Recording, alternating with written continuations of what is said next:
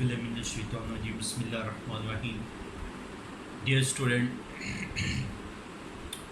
आज हम lecture number 3 start करेंगे। एक्सरसाइज 3.1 का क्वेश्चन नंबर 12 तक हम लोगों ने कल कर लिया था। आज हम स्टार्ट करेंगे क्वेश्चन नंबर 13 और उससे आगे। जैसा कि कल मैंने आप लोगों को बताया था बेटा कि क्वेश्चन नंबर 12 और क्वेश्चन नंबर 13 बहुत इंपॉर्टेंट क्वेश्चन है। Examination point of view long question के लिहाज से बड़े इंपॉर्टेंट है। आज 13 का पहले क्वेश्चन करने जा रहा हूँ बेटा। Find the matrix A if 5 - 1 0 0 3 1 into a is equals to 3 - 7 0 0 7 2, and the second part 2 - 1 - 1 2 into a is equals to 0 - 3 8 3 3 - 7। ये इसका सेकंड पार्ट। दो पार्ट हैं, इनमें से एक पार्ट जो है दोनों पार्ट सॉल्व करूंगा। सबसे पहले फर्स्ट पार्ट शुरू करने जा रहा हूँ। Given that this one a is equals to this one, ये a कैसे आया स्टूडेंट्स? मैंने आप लोगों को कल हम लोगों ने बात की थी, इसके अंदर कितनी रोज हैं? 3 रोज 2 कॉलम। पहली के जितने कॉलम दूसरी की उतनी रोज होते हैं 2। इसका कितना ऑर्डर है? इसका बेटा आपके पास 3/2।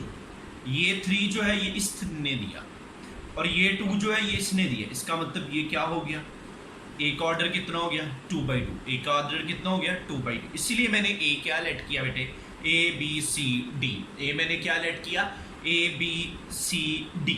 अब so number 1 is number one ये है, ये मैट्रिसेस ABCD ये एज इट इज। अब उसी तरह मल्टीप्लाई करूंगा। First matrix multiply by first column. 5 को A से मल्टीप्लाई किया 5A, -1 को C से मल्टीप्लाई किया -। फर्स्ट रो सेकंड कॉलम, 5 को B से मल्टीप्लाई किया ये आ गया, -1 को D से मल्टीप्लाई किया ये आ गया। डन हो?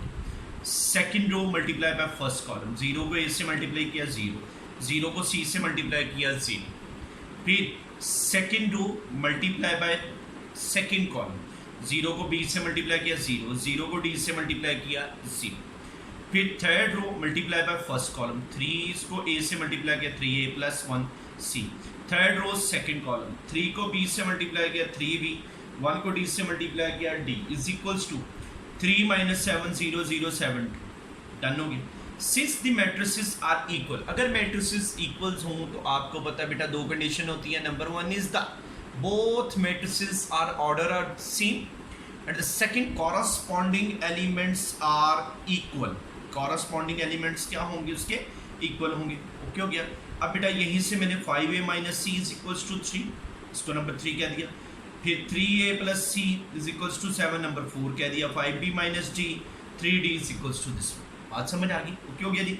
अब बेटा इसको सॉल्व करूंगा। ये देखें नहीं, मैं दोनों में ये C खत्म करूंगा, यहाँ D। अब ये दोनों सेम है, इनके साथ कोई कांस्टेंट नहीं है, इसका मतलब किसी नंबर से मल्टीप्लाई नहीं करूंगा, सिंपली इसको प्लस या माइनस कर दूंगा। बात समझ आ गई? लिमिट है, इसको मैंने किया। अब इसको करने के लिए अगले पेज पे हम लोगों ने ये क्वेश्चन किया है।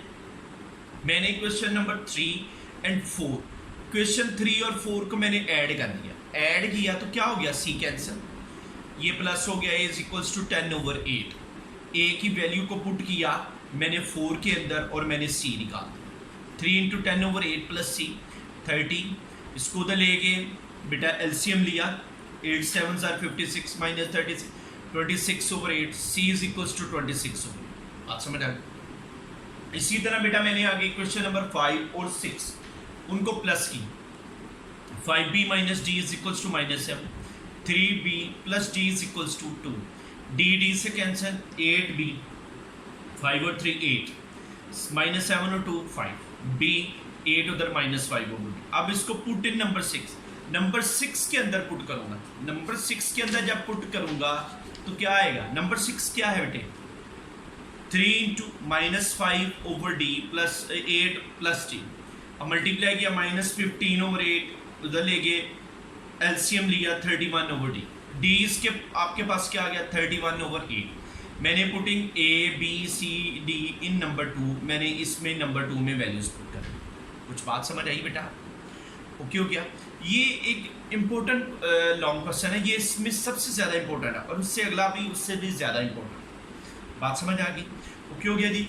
ये इसको ज़रा ध्यान से तरतीब देख के फिर हम लोग इसको करें। ओके हो गया? टू दिस वन, इसको मैं इस मेथड से भी कर सकता हूँ, ठीक है, लेकिन मैं इस मेथड से इसको सॉल्व नहीं करूँगा, ठीक है। ये इसका मेथड जो है ये हम इस मेथड से इसको सॉल्व नहीं करेंगे, हम इसको एक और मेथड से सॉल्व करेंगे। आपके कुछ क्वेश्चंस जो हैं वो उसको और मेथड से भी सॉल्व करता है। आपकी बुक जो है, जैसे बेटा इसका जो फर्स्ट पार्ट है वो इस मेथड से नहीं सॉल्व हो सका, लेकिन आपका जो है क्वेश्चन नंबर 12 उसके दोनों पार्ट इस मेथड से सॉल्व हो सकते हैं। अब क्या है, 2 - 1 - 1 2 a is equals to this one. मैंने पहले को b कह दिया, इसको c कह दिया। So number 1 is number 1 b a c। Okay हो गया? b उधर ले गया। बेसिकली हम करते क्या हैं, बेसिकली हम ये करते हैं, ये b a is equals to c था, दोनों तरफ b इनवर्स सप्लाई कर दिया, b a b inverse c। अब b inverse into b a b inverse c। हमेशा याद रखें, फर्स्ट ईयर में 9th में भी पढ़ा है, यहाँ भी आप लोग इसको पढ़ेंगे, ये आइडेंटिटी के इक्वल होता है। ये आइडेंटिटी आ गई और आपके पास रिजल्ट क्या आ गया, a is equals to b inverse c। Now we first find b inverse. So b का इनवर्स निकालना है, सबसे पहले b का डिटर्मिनेंट निकालूंगा। 2 - 1 - 1 2, ये आ गया। इसको बेटा मैंने इसके साथ मल्टीप्लाई किया, इसको इसके साथ मल्टीप्लाई किया, ये क्रॉस की फॉर्म में मल्टीप्लाई हो, क्या आ गया, 2 2s are 4, ये -1, 4 - 1 is equals to 3 is not equal to 0। Inverse will be exist, inverse क्या होगा, एग्जिस्ट होगा। आपको पता है इनवर्स एग्जिस्ट होगा तो फिर ही बात समझ आ गई। अगर 0 होता तो इनवर्स एग्जिस्ट ही नहीं होना था, मल्टीपल। अब एडजॉइंट ऑफ p, एडजॉइंट में क्या होता है, एडजॉइंट में बेटे ये होता है जिसका एडजॉइंट लेना होता है उसके ये diagonal elements, main diagonal elements, इनकी आपस में क्या कर देते हो, जगह चेंज कर देते हो। इन दोनों की आपस में क्या कर देते हो, साइन चेंज कर देते हो। मैंने बेटा वही किया, दोनों की जगह चेंज की और इन दोनों के क्या कर दिए, साइन चेंज कर दिया, एडजॉइंट ऑफ p आ गया। अब यहाँ से क्या आ गया, b inverse is equal to 1/a, b का determinant into adjoint of b, b का डिटर्मिनेंट 3, एडजॉइंट ऑफ b 2 1 1 2, मैंने ये बुक कर दिया। ओके हो गया। सो नंबर 2 इज, नंबर 2 में a as it is, b inverse की जगह उसकी value c as it is. बात समझ आ गई? अब बेटा मैंने इसको मल्टीप्लाई किया, मल्टीप्लिकेशन उसी रो से उसी तरीके से कि first row multiply by second column सारा करके बेटा मेरे पास ये चीज़ आ गई, ये सर। बात समझ आ गई? मल्टीप्लिकेशन आपको आती है इसलिए रिपीट नहीं कर रहा, ताकि आप लोगों को थोड़ा सा इसमें हमारा टाइम भी बच जाए और हम इसको चीज़ को डिस्कस कर। मल्टीप्लिकेशन आप लिए बेटा यहाँ से क्या आता है, 0 + 3 -6 + 3 -3 + 6, ये आ गया। इसको मैंने किया, अब 1/3 को मल्टीप्लाई किया, a हमारे पास ये आ गया, ये इसका आंसर है। उस तरह भी हो सकता था क्वेश्चन, लेकिन मैंने इसको इसलिए करवाया कि कुछ आप कुछ हमारे टीचर साहबान या कुछ जगह हम लोग ये काम करते हैं, ठीक है, इस वजह से हम इसको ज़रूर, इसको मैंने कहा आप लोगों को बता दिया जाए, जो आपको आसान मेथड हो आप उससे कर सकते हैं, ठीक है। अब नेक्स्ट क्वेश्चन है 14, show that r cos phi 0 - sin phi 0 r 0 r sin phi 0 cos phi into cos phi 0 sin phi 0 1 0 minus r sin phi 0 r cos phi is equals to r I3 identity matrix. ये multiply करना है बेटा, मैंने इसको start किया, ठीक है। अब यहाँ से क्या करूँगा, लीजिए ये मल्टीप्लिकेशन बेटा, मल्टीप्लिकेशन मैंने पेज जो है कॉपी का ज़रा इस फॉर्म में ले लिया, मैंने पेज जो है वो क्या ले लिया, इस फॉर्म के ऊपर ले लिया। बात समझ आ गई? मैंने उसी तरह मल्टीप्लाई करना, मल्टीप्लिकेशन हमारी उसी तरह ही है जिस तरह आम मल्टीप्लिकेशन होती है। First row multiply by first column, r cos phi multiply होगा तो क्या बन जाएगा बेटे, r cos square phi। ये नीचे मैंने डिफाइन किया हुआ है कि भाई cos phi से मल्टीप्लाई हो तो cos phi into cos phi, इन दोनों को मल्टीप्लाई करें तो ये cos square phi बनता है, ना कि ये इस तरह नहीं लिखना आपने। बेसिकली cos और एंगल, ये cos और एंगल दोनों एक दूसरे से अलग नहीं हो सकते, जुदा जुदा नहीं हो सकते, बात समझ आ गई, इसलिए आप इसको साथ रखोगे, बात समझ आ गई बेटा। उसी तरह हमने इसको मल्टीप्लाई किया, फिर क्या आएगा उत्तर, first row multiply by second column, are cos phi 0 से मल्टीप्लाई 0, 0 1 से 0, ये इससे मल्टीप्लाई 0, ये बात है बेटा। मैंने यहाँ क्या लिख दिया 0 + 0। अब इसी तरह first row multiply by third column, are cos phi multiplying by sine phi, फिर 0 0 के साथ, ये इसके साथ बेटा मैंने ये चीज़ इधर लिखी, ये r cos phi sine phi 0, r minus r cos phi sine phi, इसी तरह बेटा सारी चीज़ें लिखी। ओके हो गया, बात कुछ समझ आई। मैंने इसी तरह इसको सारे को लिख दिया, ठीक है, ये सारी चीज़ें अब कॉस फाई, अब ये 0, ये एज इट इज़, ये 0, ये कैंसिल हुआ 0, ये 0 आर 0 0 0, ये आ गया। अब इन दोनों में से मैंने आर कॉमन लिया, 0 0 आर 0, इनमें से आर कॉमन लिया, ये आ गया। अब हमें पता है, ये हम लोगों ने 10th क्लास में रिजल्ट पढ़ा था, नहीं भी पढ़ा तो याद रखिएगा बेटा, या फर्स्ट ईयर में हम बड़े इसको तफसीलन डिस्कस करेंगे बेटा। ये किसकी इक्वल होता है, हमेशा याद रखिएगा 1 की बेटा। मैंने वैल्यू लगा दी r × 1 0 0 0 r 0 0 0 r × 1। अब r, ये r सब में से कॉमन लिया, क्या आ गया 1 0 0 0 1 0 0 0 1। अब 1 r as it is, this one is identity matrix, आपको पता है I3 के साथ ये इसकी राइट हैंड साइड लिमिट है। ये आपकी एक्सरसाइज थी। बेसिकली एक्सरसाइज में जो मैंने आप लोगों को क्वेश्चंस बताए हैं, क्वेश्चन नंबर बेटा मैंने आपको बताया है क्वेश्चन नंबर 2 बड़ा इंपॉर्टेंट है, फिर मैंने आपको बताया क्वेश्चन नंबर 3 बड़ा इंपॉर्टेंट है, क्वेश्चन नंबर 5 बड़ा इंपॉर्टेंट है, फिर बेटा 8 और 9 बड़े इंपॉर्टेंट है, फिर मैंने 12 और 13 बताया बड़े इंपॉर्टेंट है। ये जो क्वेश्चन है ये एग्जामिनेशन पॉइंट ऑफ व्यू से इंपॉर्टेंट नहीं है, लेकिन फिर भी आपने इसको 12 मरतबा इसको थोड़ा सा आपने देख लेना। बात समझ आ गई, ओके हो गया बेटा। अब एक्सरसाइज ख़त्म होगी, कुछ डेफिनेशंस हमारी पीछे रहती थी, उसको मैंने कहा था मैं बाद में डिस्कस करूँगा। नहीं बेटा, हमने पिछले प्रीवियस लेक्चर्स में स्केयर मैट्रिक्स तक पढ़ा।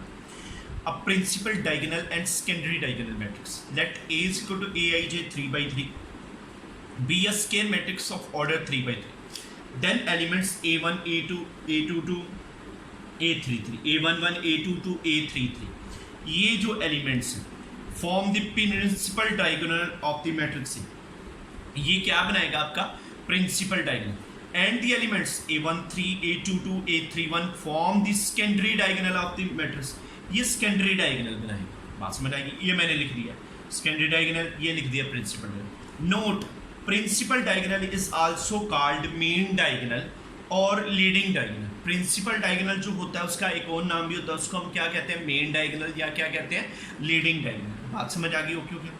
अब आ गया जी diagonal matrix। diagonal matrix क्या होती है, इनकी बात हो रही है, ये डायगोनल, इसकी बात होगी, याद रखिएगा हमेशा इसकी बात होगी, डायगोनल की बात जो हम करेंगे। सिंपली वर्ड डायगोनल होगा तो इसका मतलब प्रिंसिपल डायगोनल की बात होगी, मेन डायगोनल की बात होगी और लीडिंग डायगोनल की बात होगी। बात समझ आ गई।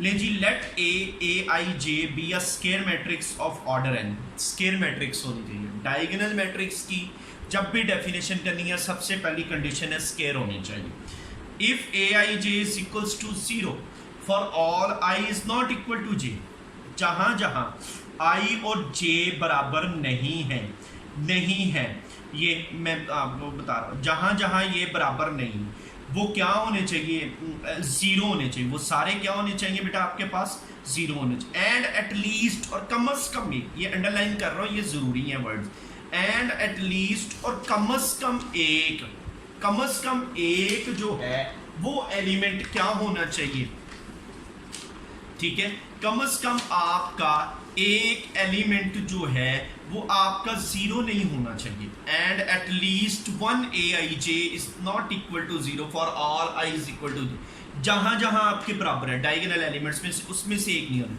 सम elements principal diagonal 0 but not all, तमाम कुछ 0 हो सकते हैं लेकिन सारे नहीं 0 हो सकते, कुछ 0 हो सकते हैं। बेटा यहाँ मैंने एग्जाम्पल दी 7, ठीक है, अब ये अकेला है लेकिन ये डायगोनल है, ठीक है, 0 तो कोई नहीं है ना, एक एलिमेंट तो है ना। अब यहाँ देखें 1 2 5, लेकिन ये एलिमेंट 0 हो गए। अब यहाँ देखें ये एटलीस्ट का मतलब कम से कम एक, बाकी सारे एलिमेंट चाहे 0 हो जाए, चाहे ये भी 0 हो जाता है, चाहे ये 0 हो जाता है, ये रह जाए, ये 0, बात समझ आ गई। अब आ जाएगा आपके पास स्केलर मैट्रिक्स। स्केलर भी उसी तरह, let A I J be a scalar matrix of order N. Scalar matrix order N के साथ if A I J is equals to zero, A I J उसी तरह जिसमें आई और जे बराबर नहीं है वो जीरो हो जाए, and a I J is equals to k some non zero scalars, कुछ नॉन जीरो स्केलर जिसमें आई और जे बराबर हो वो किसी नंबर के इक्वल हो जाए, जैसे 7 7 0 0 ए 0 0 0 ए। ये देखें ये एलिमेंट्स जो है ये सेम बाकी सारे से, इसको हम क्या कहते हैं बेटा स्केलर मैट्रिक्स, इसको हम क्या कहेंगे स्केलर मैट्रिक्स। नेक्स्ट आ गया यूनिट मैट्रिक्स और identity matrix. Let A I J be a scalar matrix of order n, a I J is equals to 0 for r. बेटा याद रखें डायगोनल हो जाए, स्केलर मैट्रिक्स हो जाए, यूनिट मैट्रिक्स, ये मिलती जुलती सब में ये बात कन्फर्म, ये कन्फर्म, लेकिन अगली बात डिफरेंट होती है, ठीक है। ए आई जे इसमें उसने क्या कहा है कि वो किसी एक कांस्टेंट की इक्वल हो, यहां उसने क्या कहा एटलीस्ट 1 0 ना, यहां उसने क्या कहा कि जहां आई और जे सेम हो वो किसकी इक्वल होने चाहिए 1 के। हम उसको क्या कहेंगे बेटा डायगोनल मैट्रिक्स, हम उसको क्या कहेंगे हम उसको कहेंगे आइडेंटिटी मैट्रिक्स। और आइडेंटिटी मैट्रिक्स को इन जनरल उसको डिनोट करता है आई एन से। आपने पीछे देखा है, अभी हमने 14 क्वेश्चन देखा, आई आर इंटू आई 3 लिखा था, क्वेश्चन नंबर 2 लिखा था बेटा, हम लोगों ने 3.1 में देखा था क्वेश्चन नंबर 2, उसने लिखा था I2 A4 is equals to I2। तो ये चीज़ें हैं। अब डिटर्मिनेंट ऑफ 2/2 मैट्रिक्स, 2/2 का डिटर्मिनेंट निकालना हो, let A is equals to ABCD, be या matrix of order 2/2, then determinant of A is denoted by A determinant. अब A का डिटर्मिनेंट इन दोनों को, डिटर्मिनेंट हमेशा इस फॉर्म में लिया जाता है ऐसे, इन दोनों को मल्टीप्लाई किया। अब determinant of 1/1 square matrix is defined this one. Okay हो गया। अब यहां पे एक एमसीक्यूज बेटा आप लोगों के लिए डिस्कस करता हूं।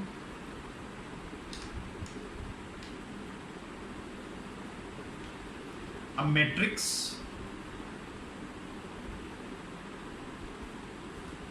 A 1 1 1 0 0 0 0 0 0 is A option diagonal, B scalar, C identity, and D all of these। क्या होगा बेटा डायगोनल में क्या होता है, एक एलिमेंट कम से कम 0 होना चाहिए, कम से कम एक एलिमेंट 0 होना चाहिए, सॉरी ये ऐसे कम से कम एक एलिमेंट 0 होना चाहिए। डायगोनल एलिमेंट तो सारे एक हो, कोई बात नहीं, एक नहीं। स्केलर में ये सेम होने चाहिए, ओके हो गया। आइडेंटिटी में ये 1 होना चाहिए। इसका मतलब करेक्ट ऑप्शन क्या है ऑल ऑफ दिस। इसका मतलब करेक्ट ऑप्शन क्या है इसकी ऑल ऑफ दिस जो है वो इसकी करेक्ट ऑप्शन है। बात समझ आ गई, ओके हो गया जी। इसके अंदर ये इसकी इम्पोर्टेंस है, यानी ये चीज़ें हैं ऑल ऑफ दिस जो है ये सारी उसके अंदर ओके हो गई, ठीक हो गया बेटा, ओके हो गया। ले बेटा जी आज का लेक्चर हम यहाँ पे वाइंड अप करते हैं, बाकी कल इंशाल्लाह। Thank you.